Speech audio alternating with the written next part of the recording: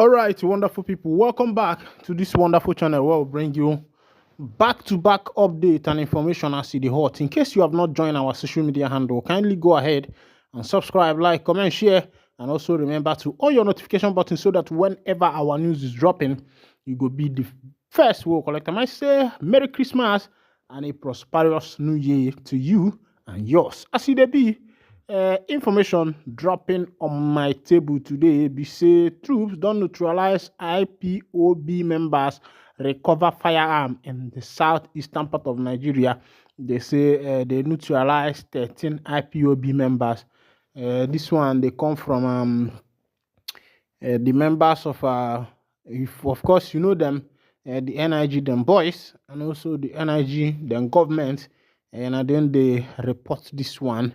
Well, one thing about reports from NIG is that somehow the reports are very biased because they give report of what they feel they have done to the IPOB, but they have not been given report of what the Biafra Liberation Army is doing to the other side.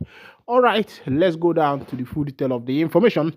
They said that troops of the Joint Task Force Southeast Operation Udoka have neutralized 13 armed members of the proscribed indigenous people of Biafra. I don't know why they are still using this proscribed as it is now. Everybody know that the indigenous people of Biafra are not proscribed, because when you talk about proscribing, I think that's to proscribe all the members of Igbo community. Even there was a time this case was won in court and they withdrew that statement. I don't know who is still adding this proscribed. Of course, you know to your information that on the 2nd of December, this 2024, that there was a redeclaration of the independent state of Biafra and also Biafra referendum by Dr. Ngozi Orabueze, the chief of staff to the Biafra Republic government in exile because of the absence of the prime minister of the Biafra Republic government in exile. Let's go down to the full detail of this particular information. The spokesperson of the task force, Lieutenant Colonel Jonah Onuahalo, made this known in a statement on Monday in Enugu. He said that the feat was in furtherance of the troops' clearance operation to make the southeast safe and peaceful throughout the Yuletide. Onuakalo said that the force commander, Major General Hassan Dada, had called on all well-meaning citizens to continue to support the Joint Task Force. He said that citizens of the Southeast can do this by providing timely, reliable, and credible information. Remember, security is everybody's business. It is not the hands of security agencies alone. When you see something, say something by calling the JTF Operation Udoka toll-free line 193 and press Operation 2 to speak directly to headquarters Operation Udoka, he said. On operational details, Onuahalo said that troops of Sector 1 of the task force on December 21st conducted an ambush operation along Amuku Omoka Road, a 9 mile with the local government area of Enugu State, to deny kidnappers freedom of action. Well, before I continue, there is one thing I have observed is that whenever this NIG military come in contact with any kidnapper, any armed robber, they tend to tag them members of the IPOB. Why not do a proper investigation before releasing your information? Because I don't see the reason why everybody should be tagged IPOB member. Every criminal that is caught in the southeastern part of Nigeria is definitely tagged IPOB member. And I think that this is, a kind of tactics of, tarnishing the image of the indigenous people of Biafra. Let's continue.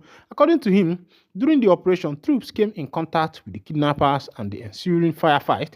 The troops neutralized one, while others escaped with gun wounds.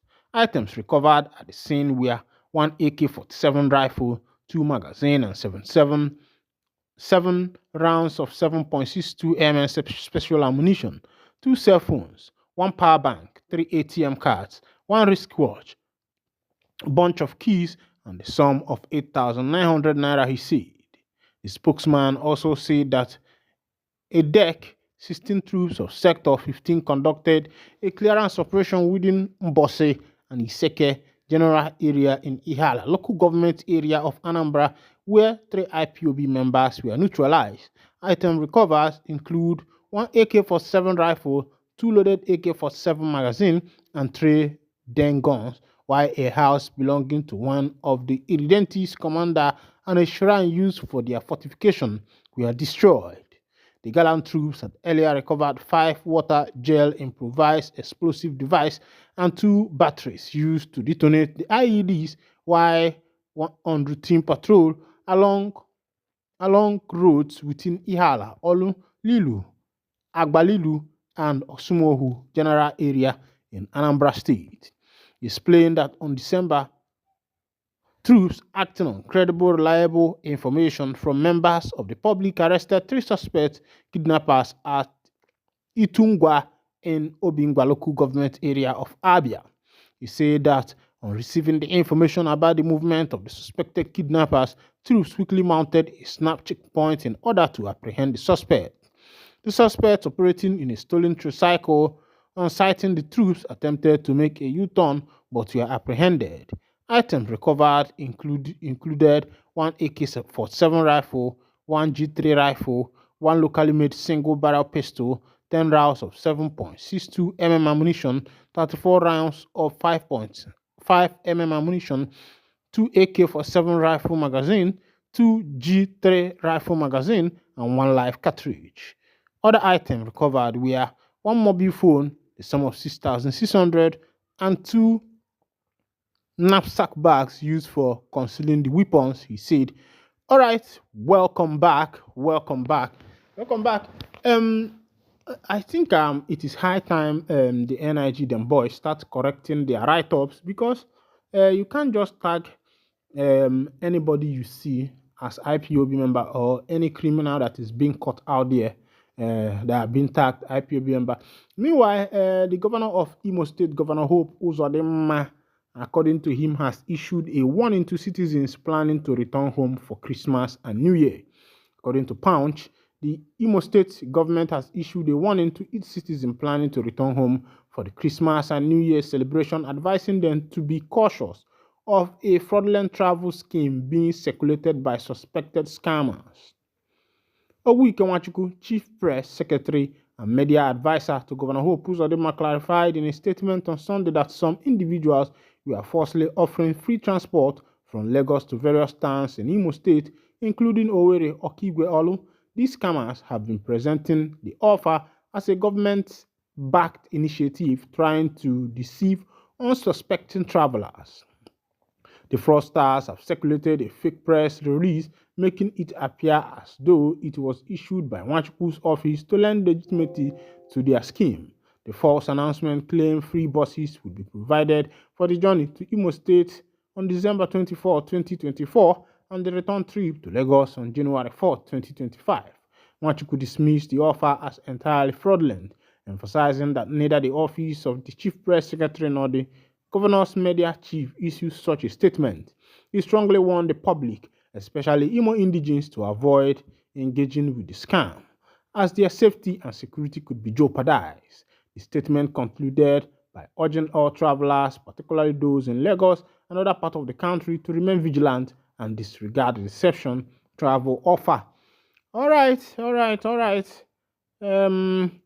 I think what the government has not been able to do, scammers want to do it for the government. Scammers want to do it for the government because the government have refused to do it. But for I think looking at the situation of things in this country, I think this should be one of the things that the government should do, especially with the taxpayers' money.